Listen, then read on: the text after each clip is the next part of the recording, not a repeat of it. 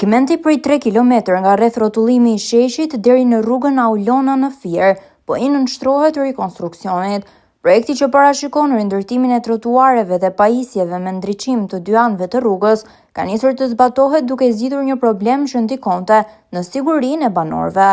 Për banorët e lagjes 1 Maj, Sheshi Vogël dhe Bishanak, kjo rrugë është e vetmja që i lidh me pjesën lindore të qytetit, por duke qenë pa trotuare funksionale, kalimtarët detyrohet të ecin në rrugë.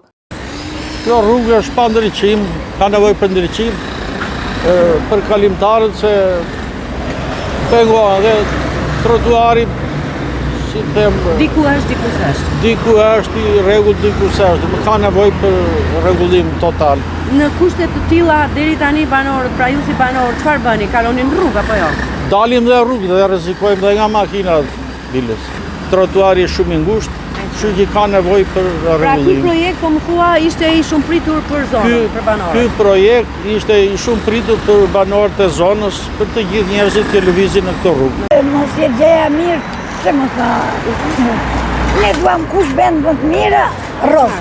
Ti sa herë kalon këtu? E kalon, e bën shpesh këtë rrugë? Po, në ditë dhe bërë dhe 5 herë, edhe dy teja të shoqet, jo të marrë ushqime, marrë. Pra, ke frikë se këtë është rrugë kryesore, apo jo? Po. Ky është një segment tepër i frekuentuar, jo vetëm nga banorët e Fierit, por edhe nga nyje lidhëse mes autostradës Lushnjë-Fier dhe segmenteve kombëtare që çojnë drejt jugut të vendit.